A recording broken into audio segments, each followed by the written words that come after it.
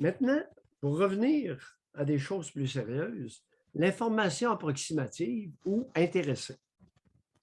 On a notre grand stentor, Mario Dumont, qui s'est fait aller hier matin. Gros titre dans les journaux de l'Empire québécois. Des plaintes syndicales indécentes. Il part en guerre contre la FIC, la Fédération interdisciplinaire québécoise. Les infirmières, inhalothérapeutes, etc. Il les ridiculise, sans vergogne. Il se montre méprisant, hautain, cavalier et désinformant. Je cite.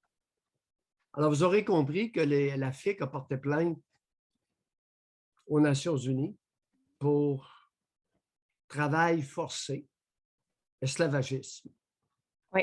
Je vous parle, chers amis, depuis belle lurette. Je cite le grand Mario.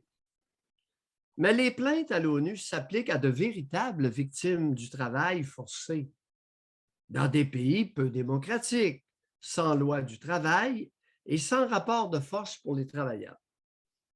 Aussi désagréable qu'il soit, le travail supplémentaire chez nous est payé à temps double dans un univers syndiqué avec de bons fonds de pension, des possibilités de grief, des primes, des surprimes, des vacances payées. La plupart des infirmières gagnent désormais plus de 100 000 $ par année. Lâchez-moi l'ONU et le goulag. Après vérification, il est exact que depuis le 16 janvier 2022, et ce jusqu'au 9 avril 2022, le temps supplémentaire obligatoire chez les infirmières sera payé à temps double. Jusqu'alors, jusqu'au 16 janvier dernier, il était payé de temps et demi, Mario. Pour ce qui est du 100 000, la plupart des infirmières gagnent désormais plus de 100 000 $ par année. J'ai vérifié. Tu sais, j'aime ça vérifier. Une bachelière, au plus haut échelon, au plus haut échelon, qui travaille presque à temps complet, gagne 85 000 par année. Puis plus les heures supplémentaires, c'est-tu là qu'elle va chercher son 100 000? Non, non, non, non, non, non, non, non, non, non. On a assez fait, là. Non, non, 85 000, presque Ça, à temps c'est complet. incluant ses heures Les fins de supplémentaires. semaine, puis le soir, puis à l'ouest. OK? Maintenant, ce matin, il se surpasse. Attendez un petit peu, mais il prend où de base, ces 100 000 et plus? Oh, écoutez, vous lui demanderez. Vous lui demanderez. Il a bien écrit, la plupart des infirmières gagnent 100 000 et plus. Alors moi, après vérification, une infirmière senior, plus haut échelon, presque à temps complet, 85 000. Ce n'est pas tout à fait ce qu'affirme notre grand Mario. Ce matin, il faut le lire lentement, avec un sens critique. Il affirme, le Canada se tient debout dans la guerre contre l'Ukraine.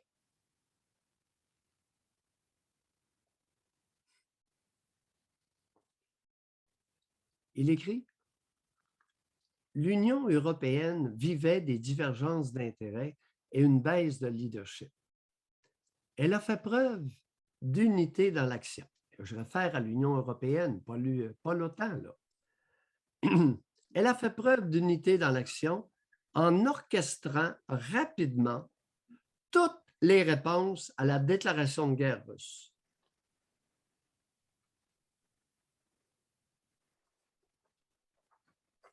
Si ce n'est pas de la désinformation, je me demande ce que c'est. Et je continue.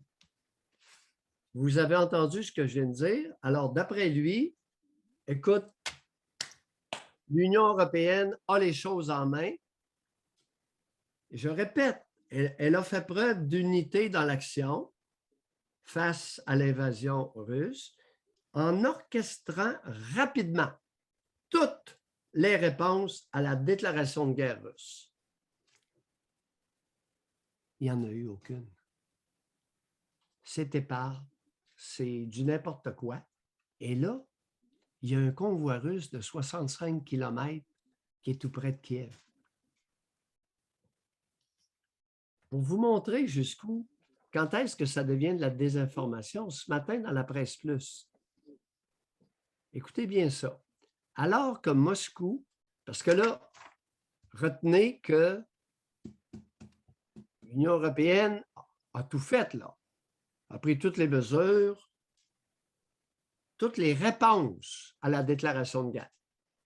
Écoutez bien ce matin ce qui est relaté dans la Presse Plus. Alors que Moscou augmente la pression militaire sur le terrain à coups de bombes et de renforts, le président de l'Ukraine, Volodymyr Zelensky, appelle les Occidentaux à manifester plus rapidement et plus concrètement leur solidarité. Mais en restreignant les voies aériennes aussi, hein?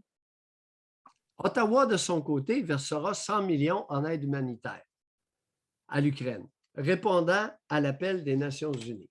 Puis ils ont envoyé beaucoup d'armes non létales aussi.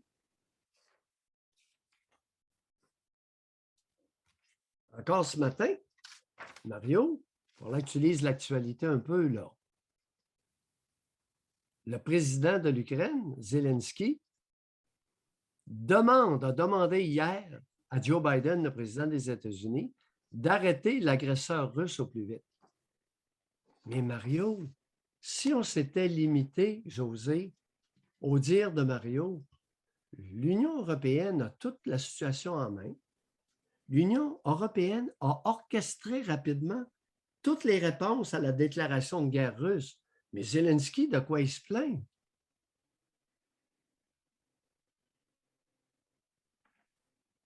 Je l'ai regardé hier, l'Union of the States, avec le message à la population de Joe Biden. Je ne sais pas si vous avez regardé.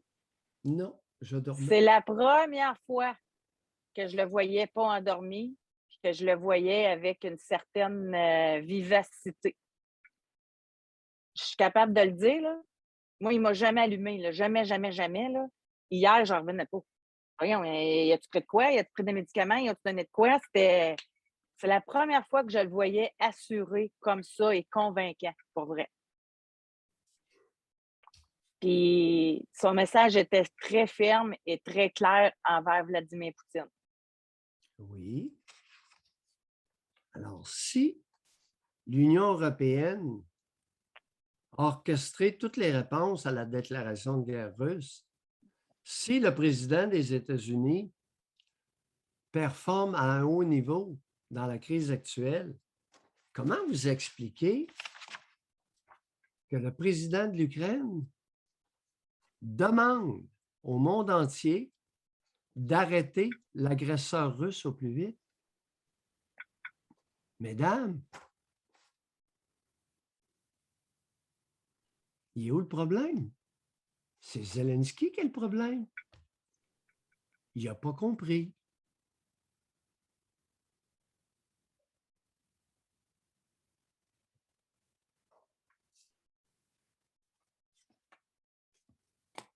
Je vais m'arrêter là parce que j'ai été tempéré, j'ai été posé